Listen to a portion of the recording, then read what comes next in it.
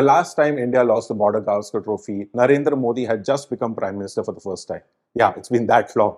Now, as we head into Sydney, the best India can do is draw the series 2-2. Now, the bigger question I ask has been Rohit Sharma's form and his position in the team. Now, he's had a horrible time with the bat in the New Zealand series in Australia, and he hasn't won as captain on this Australia tour. Remember, Bumrah was the captain in that first test in Perth. So, what are you making of his time with the team? Is it time he takes a call? Is it time the team management takes a call? And if that call is to come, do they do it before Sydney, after Sydney, or do they hope that India somehow make it to the WTC final and give him a proper send-off?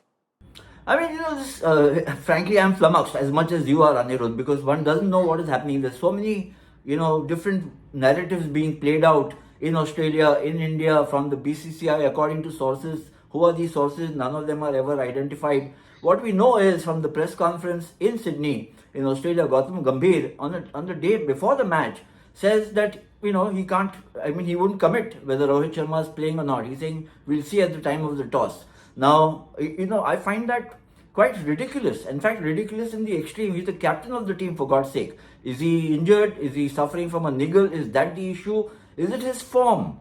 Is it that he has taken a decision not to play, the captain himself?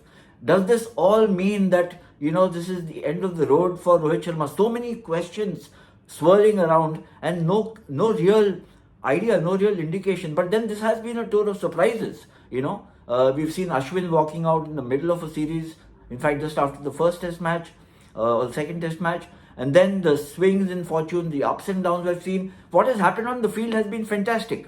The seesaw battle that between the two teams, and of course Australia pulling away ahead in Melbourne, threatening to do that in Brisbane. Also, rain foiled them there, but they were not to be stopped at Melbourne. And India really looking now, the underdogs, so to speak. But this is all being compounded by all the stories that have been swirling around. If you read in the media of turmoil in the dressing room, of seniors at loggerheads with the not so seniors, and who are at loggerheads with the juniors, and the coach and his support staff all being drawn into this controversy.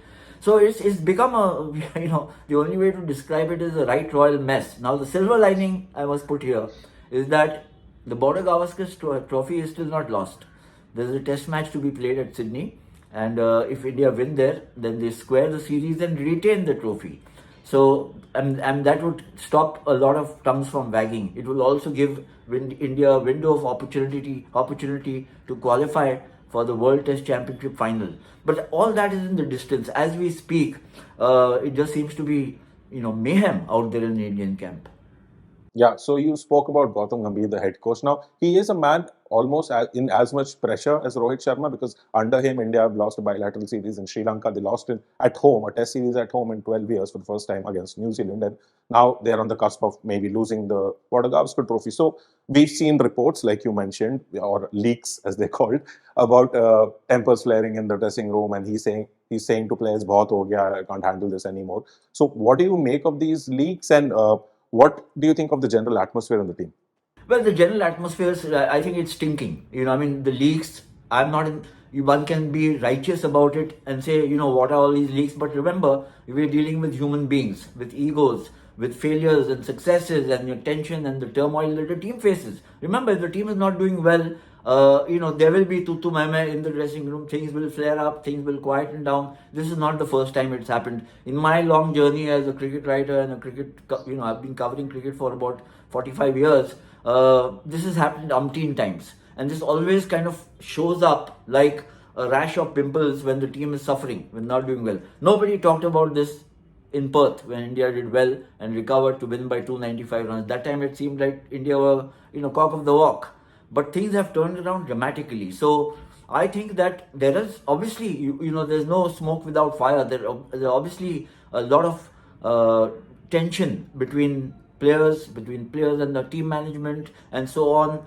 But there's also, I think, as professional cricketers and players, and some of them of great standing, great experience, to regroup quickly. It's not rocket science to understand where India's problems have arisen.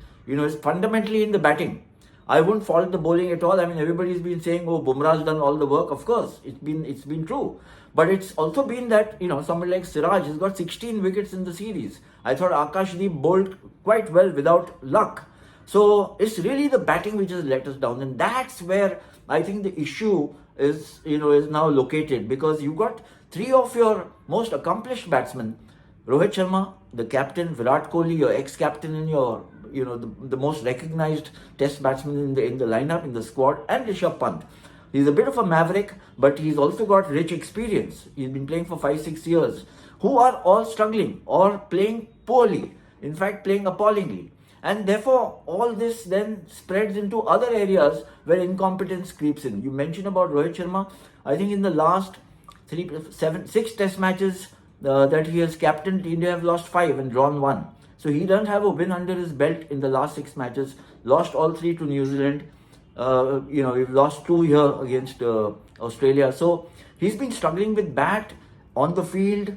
Virat Kohli, the Melbourne Test match, as I've mentioned earlier, the only thing he'll be remembered for is his barging into 19-year-old debutant Sam Constas, the run out of Yashasvi Jaiswal, which, whichever way you look at it, at least he's one of the parties to the mistake. And then his 2 poor shots in both innings. So, and Pant, I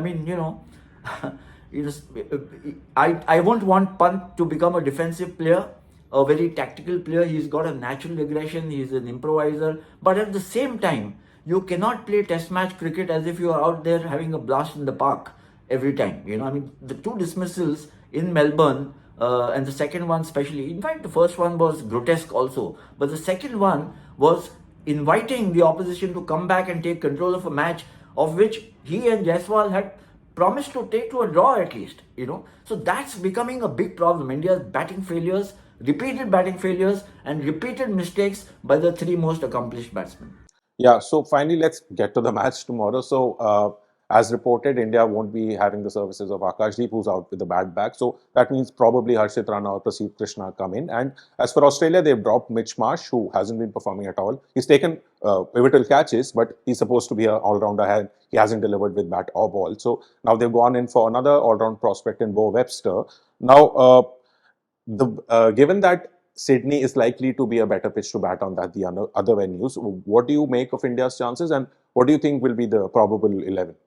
I think the probable 11 or the 11 should be pretty much. I mean, the Rohit Sharma's participation has suddenly, emerged as a big question mark. And frankly, I don't understand. Suppose even if there is an iota of doubt that he's not playing, why not address it in the press conference? Why keep it in suspense till the toss? Is there something going to happen? I mean, if the pitch is going to be one way or the other, is that going to be the choice made for Rohit Sharma to play or not? If he's injured, come up and say he's injured. If he's not likely to play for whatever reason, for reasons of poor form, it's happened before. Captains have even, kind of accepted that they've made, they're out of form and sat out a match. It's happened earlier.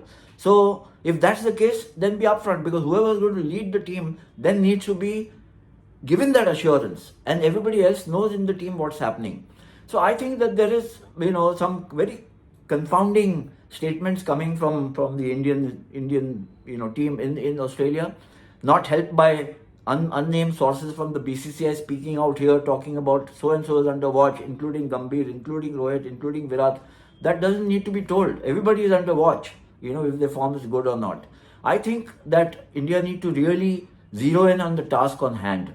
I think that the team, apart from Akashdeep, who makes way for Prasidh Krishna, I would imagine, should be pretty much the same. Who else? I mean, you can't get, Jaiswal is in form. Now, the other question mark is, of course, Rishabh Pant. Will they get Dhruv Jurel in? I read stories that Rishabh Pant came for net practice, where Rohit didn't come, but he did practice as a slip fielder. So is he going to play only as a batsman, and in Rohit may not play, and Dhruv Jurel takes over the gloves? So I really wish I could put my finger as to really what is happening down there, but it doesn't seem to be, there seems to be chaos and confusion. Yeah, so like you said, India do have a task at hand, and that task starts early tomorrow. So we'll come back to you right after that match. So that's it for this episode of Sports Room. We'll see you next time. Thanks, Anirudh. Catch up soon.